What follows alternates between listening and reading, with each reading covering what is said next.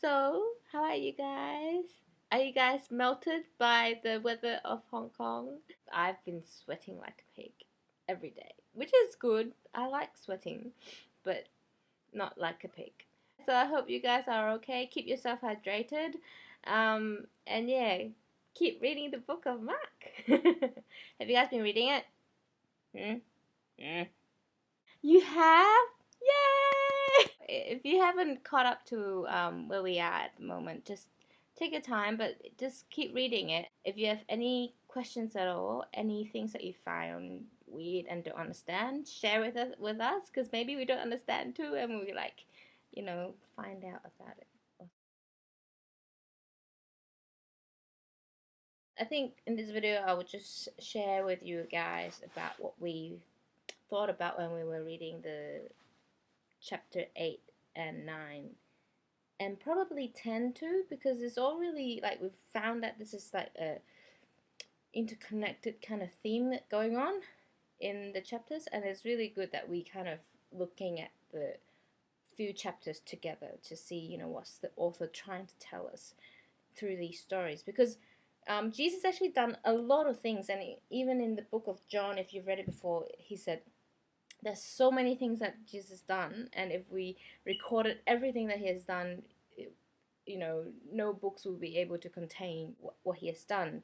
But each author has selected some stories or some events that Jesus um, were doing and saying at the time to convey a message, a message that they've got from Jesus. So it's important that we notice the stories that are chosen to in each book, and it's going to be quite, sometimes it's similar, sometimes it's different between the gospel books, and there's a reason for it, because the author wrote it with an intention to convey a message. So the first theme that we noticed through these two chapters were the spiritual blindness. People don't see Jesus as Christ, even though he's doing all these miracles, that in God everything is possible. And at the start of chapter 8, it talks about the feeding of the 4,000 again. It's really similar story to the one in chapter 6, the feeding of the 5,000, which is a bit more famous. The number shows us that the author means two different events. This happened twice, and the first time the disciples didn't get it, and the second time they still don't get it. So, as a background, God actually did a very similar miracle through the prophet Elijah in the Old Testament. In 2 Kings chapter 4 verse 42 and 44. So there it said, a man came from Baal-shalisha, bringing a man of God bread of first fruits, 20 loaves of barley and fresh ears of grain in his sack. And Elisha said, give to the men, that they may eat. But his servant said, how can I set this before 100 men? So he repeated, give them to the men, that they may eat, for thus says the Lord. They shall eat and have some left. So he set it before them, and they ate and had some left, according to the word of the Lord. So that was way before the time of Jesus, and Elijah has already fed 100 people with about 20 loaves of bread. So compared to what Jesus did, 5,000 with 5 loaves of bread and 4,000 with 11 loaves of bread. Obviously, the magnitude and the amazingness of Jesus' miracles is in a much bigger scale than the one compared to Elijah. But even then, the disciples still don't see Jesus as Christ. After feeding the 4,000, it says the Pharisee came up to Jesus and demand a sign. They were testing him. If you are from God, you should give us a sign from heaven, testing him to say that if you have a sign, then we'll believe you. And Jesus sighed a deep sigh, and Jesus is 好無奈. This is one of the things that troubles God very much, that how can we still not see him as God, with all these things that he's done in the world around us, in the people around us, in the past, all these power and miracles, that all these testimonies that we've heard, and still we don't believe, still we don't know and recognize him as God. So he said, no sign will be given to this generation. So then immediately afterwards, the author recorded Jesus saying, watch out, beware of the leaven of the Pharisees and the leaven of Herod.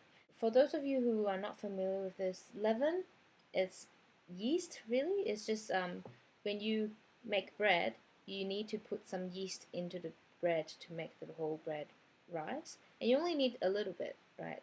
And the whole bread will be affected by it. And the Bible often uses leaven or yeast as a symbolic thing for sin, because just like how leaven, a little bit of leaven would affect the whole bread, a little bit of sin would affect the whole creation, whole of you and whole of the society, whole of the creation. So when it says beware of the leaven of the Pharisees and the leaven of Herod, beware of their sins. So what are their sins? Their sin is not seeing God, not understanding the will of God, not being focused on what's in the outside, the traditions, the things that they do, but in fact their heart is far from God, and they don't truly care about what God thinks of them, but what they really care about is what people think of them. And that's their blindness, their spiritual blindness, and they don't see that Jesus is God, even though he has done all these signs. Now they were on a boat and they forgot to bring bread, right?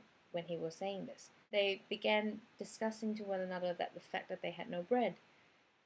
Just after the event where Jesus fed the 4,000, they're still discussing the fact that, oh, we forgot to bring bread. What are we gonna do? I mean, if you have Jesus there, why would you be even worried about the fact that you've no bread? I mean, you should know that Jesus is God. They wouldn't have been worried, or it wouldn't have been a matter to discuss at the time. And that's why Jesus said, why are you discussing the fact that you have no bread? Do you not yet perceive, not yet understand? Do you have eyes and not see, and ears and not hear? And do you still not understand that I am God, that I am Messiah, I am Christ? And so the author then talks about the stories about this blind man. And it is very interesting that Jesus, unlike all the other times when he healed someone, where someone would just be able to heal just by touching the fringe of his clothes, or, immediately healed in the first instance, here Jesus had to heal this man in 2 stages. And I think if Jesus wanted to, he's already demonstrated his power. If he wanted to, if he's willing, he could heal the man in 1 stage. But why did he heal him in 2 stages? So just bear in mind, this story is between the story about Jesus rebuking the disciples about their spiritual blindness, and afterwards, finally, is like the climax of the story, right? Finally, his disciples, Peter, recognize and see that you are the Christ. You are the one that they've talked about all along in the Old Testament, that will come and save us from our enemies, saves us from, and they were thinking, oh, you will be king. I mean, let's first have a look at Daniel chapter 7. There it says, I saw in the night visions, and behold, with the clouds of heaven, there came one like a son of man. And he came to the Ancient of Days, and was presented before him. And to him was given dominion, and glory, and a kingdom, and that all peoples, nations, and languages should serve him. His dominion is an everlasting dominion, which shall never pass away, and his kingdom one that shall not be destroyed. So the people of Israel has been waiting for this guy, that is the Christ, the Messiah. And when he comes, his glory, his kingdom will finally raise Israel up again. And they've been waiting for this because at the time their nation was destroyed. They were ruled by the Romans at the time. Basically, the nation has fallen, but they were waiting for this king to come, finally raise their kingdom again. And so when Peter recognized Jesus as Christ, he was thinking, "Oh, you're the Christ. You're gonna be king." And so what would that make us? We would be that the people next to the king, right? So that's why immediately afterwards they were arguing who was gonna be the greater, who was gonna be greatest. But before that, Jesus foretells his death and resurrection. He told that the Son of Man will um, and he told them that the Son of Man must suffer many things, be rejected by the elders, the chief priests, the scribes, and he will be killed. And after 3 days he will rise again. But then Peter rebuked him, saying, "Oh no, you're the Christ, you're the King, right? This is not to happen." But then Jesus rebuked him severely, saying, "Get behind me, Satan." So again, we see that although Peter sees that Jesus is Christ, he doesn't really understand who Jesus is, that who Christ is. He still thinks that, Christ is going to be this king, but he doesn't understand that he's going to die on the cross. He don't understand the meaning of it. If you draw a parallel of the spiritual blindness and the blind man just was healed by Jesus, this is like, it is like the first stage of healing. Peter saw Jesus as Christ, but he didn't see clearly. His sight wasn't recovered completely. And his sight was only recovered completely at the end, when after Jesus was resurrected and he went back to find Peter again. So I guess that's why the story of the blind man was important to Peter, that he remembered it and he preached about it. That this symbolizes the spiritual blindness, that he needed to be healed twice.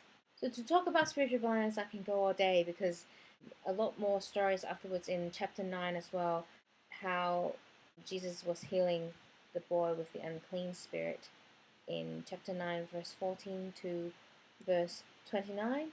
And again, the father said, "If you can do anything, have compassion on us and help us."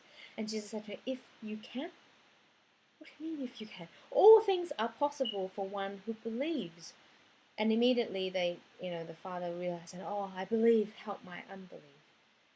This throughout the chapters is shown that people are blinded towards the fact that Jesus is God, towards the fact that Jesus has the power. And isn't that the case with us as well? That we're blinded to see that Jesus is our Savior, that He's the only God, that we need Him in our lives. And we're blinded for the fact that when we are encountering our troubles, we think that, why, God, why are you putting me in this situation? But in fact, God has the ability to help us through it. But are you willing to give the situation to Him? Are you willing to trust Him and say that you're able? So yeah, that's one of the main themes that we see in these two chapters. Obviously, there's a lot more detail to it. And when you read through these two chapters, notice how Jesus felt about all these events that is happening around him, all these comments around him. You see Jesus responding a lot more messages and preaching to the disciples were recorded in chapter 9. So pay a bit more attention to those, and let us know what you think about the chapters too. We really would want to know your thoughts. Cool. Hope you enjoyed that, and see you next time.